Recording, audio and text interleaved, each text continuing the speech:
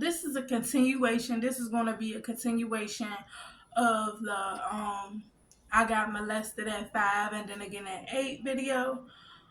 This is to just explain to you guys what happened to me and my mom's relationship afterward. As y'all know, I'm not sure if I mentioned in that video whether or not I told y'all the downfall of me telling her that I was molested. So, hold on. I need some damn water. Hold on.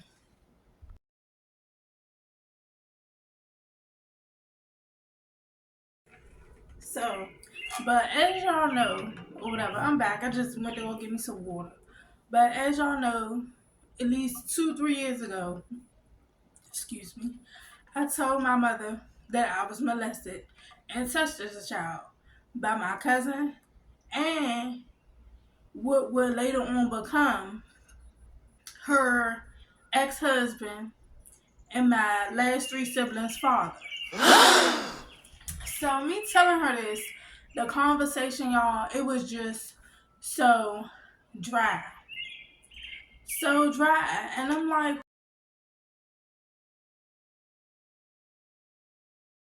who reacts to their child telling them something like this with a monotone ass voice, like still scrolling on their phone, not even paying attention to the words that your child is spewing out of her mouth. Like who does that? Who does that? Who does that? I don't know, but looking back on it, I think she was just so in shock that she just could not believe it. And then she came out of her mouth and said, y'all know what she said?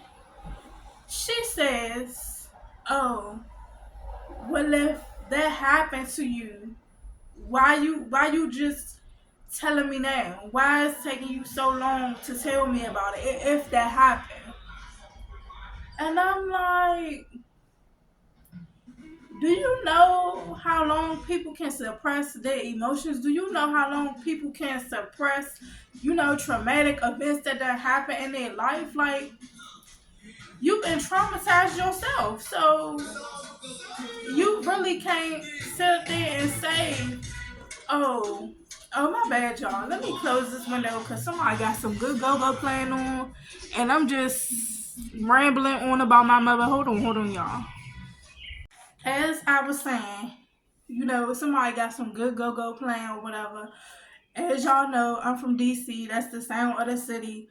Y'all liable to hear go-go anywhere. Anywhere in the city.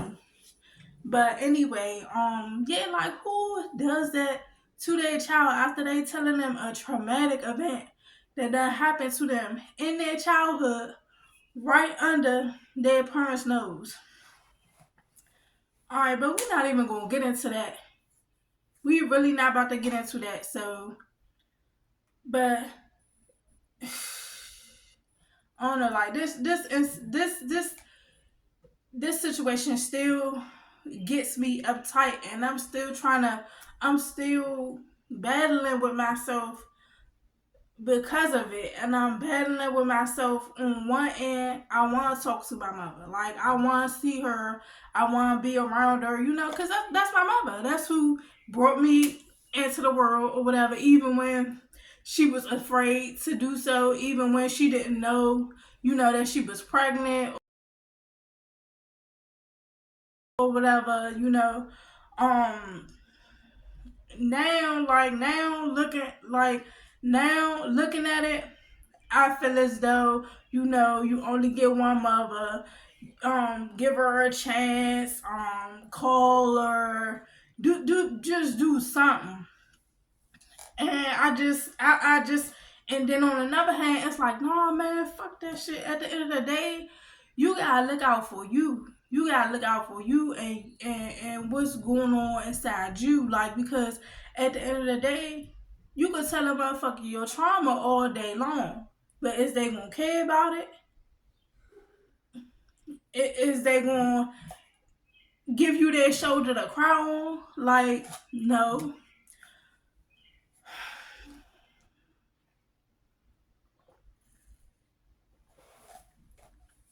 But when she did that, I was just like, who does that to their child? Who does that to their child? Like, and being away from her this long and going no contact, I cut all ties. I probably text her here and there or whatever for her birthday and Mother's Day and stuff like that or whatever. But I ain't really about to sit there on the phone. And that's another thing. I ain't about to sit there on the phone with you when we did talk.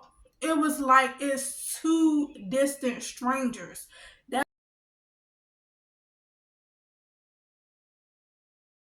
That's how it felt. It felt like we was two distant strangers just trying to get to know each other and not really even being interested in knowing each other. But let me get into the real meat of this video. And this is why I say that I'm in the process of trying to forgive her and just looking at the situation a little differently. All right, y'all. So try being a 17-year-old mother. A 17-year-old mother that don't know what to do with a child, never been pregnant before, and just out in the world, just doing her, doing her, being a regular teenager, boyfriends and friends, and you going out and you doing this and you doing that or whatever, and then all of a sudden you get pregnant. So all of that stops. All of that stops, and you have to figure out what to do with this little human being that you've been entrusted with. You really have to figure it out from day one what to do with this baby. And of course, you got family members there, your mother there, your sisters there, whatever. But they ain't gonna be there with you all the time. So it's like it's all on you. It's all on you. And so it's like you go from being a regular kid to being a mom at 17. At 17. And then it's like after that, 3 more years later, you have another child. So now you barely recovering from having this first baby, and then not only that, the first baby got health issues. The first baby is special needs, cerebral palsy, pneumonia, came out 1 pound 10 ounces, and look how big I am now. But anyway, y'all. But anyway, yeah. So you got this special needs child, and then 3 years after that, you have another child, and it's I guess it's like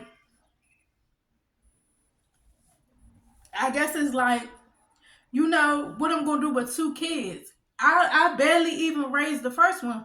What I'm gonna do with 2 kids? And then at this time you're 20. You're 20 years old. Then right after that, how old was I? I was 9. So I want to say, matter of fact, I was born in 87. My sister was born in 90. My younger brother was born in 96. So 6 years after you have my sister, you have another child. But by this time, you're married. By that time, you're married or whatever. You had this quote unquote family atmosphere, and you want us to start calling the man daddy, and you doing well for yourself.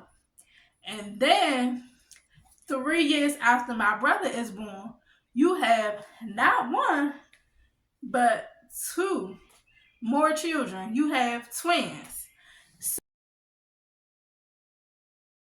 So in the midst of you coming from 17, now you coming from 17 to now you're what? I think my mother had to be like 27, 28 by then. 27, 28 by then, by the time she had my last brother and sister. But I guess that can take a toll on you mentally, mentally, and it's like, what do you do with 5 kids?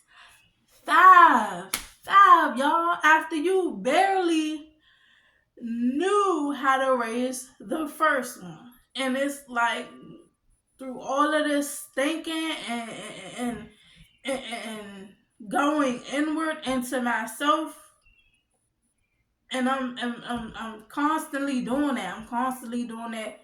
And it's like thinking on it, and it's like, you wasn't even ready to be a mother to me. How can you mother 5 children? 5 children, whether it's a man bed or not, like, how can you mother 5 children after you done already told me as a teenager, if my father was here,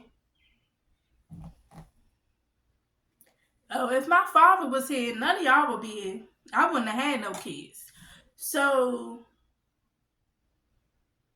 you go from being a teenage mother to telling, your first child, oh, I wouldn't have had none of y'all if my father was still alive. How is the child supposed to feel then? Like, after she told me that, years went past before I began to feel unwanted. And I mean, I can't speak for them, but I can imagine, how my brothers and sisters felt, growing up or whatever. It's just going back and replaying her life like that. It's like she wasn't ready. Like, she was still stuck in between being a child and and having to be an adult.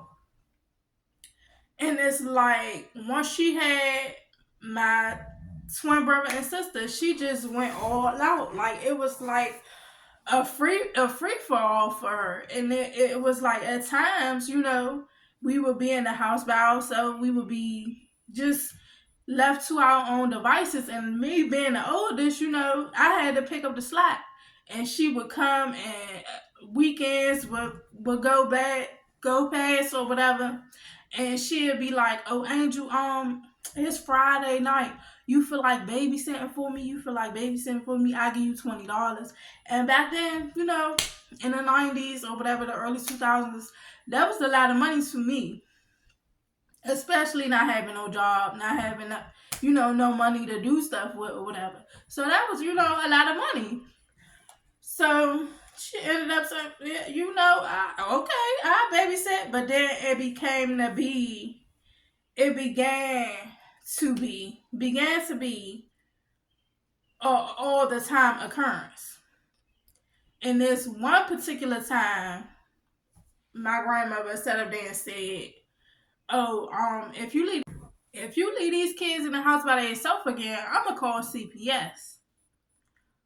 So she came back, maybe, like, I want to say a week after that, and my uncles and aunts, everybody was at our house, because it's like, where you was at? Like, we was looking for you. We done called the morgue. We done called this place. We done called the hospitals.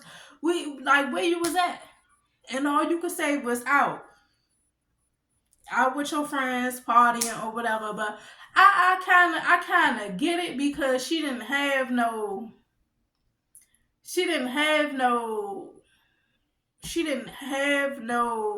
time to where, as though she was, able to go out with friends and able to party and able to do this and able to shake her ass, go to the go-go's and shit like that or whatever. Like, she didn't have that, because she jumped straight from being a student to being a mother. So it's like, in between that, it's no in between. You ain't got no in between, because you gotta get ready to take care of a child that you lay down and had. But at the end of the day, like, you still missing out on important moments, important events that you probably could have, took a part in. Like, you missing out on those foundational moments that make you a young adult. So it's like, looking back on, how my mother's life has when it's like, well, maybe she do deserve a little, maybe she do deserve a little leeway, maybe she do deserve a little, for me to cut her some slack or whatever.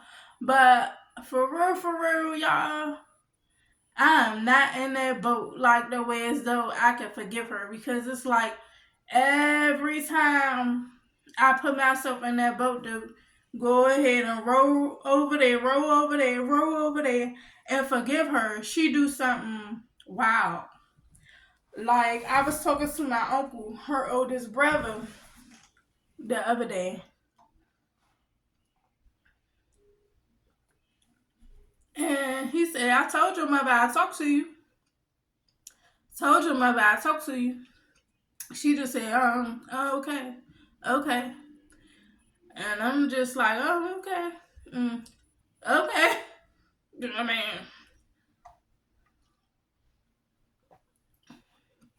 and then you got, people that I got in my life, like my aunt or whatever. I was just telling her, Aunt Rose, I ain't talked to my mother in about two more years.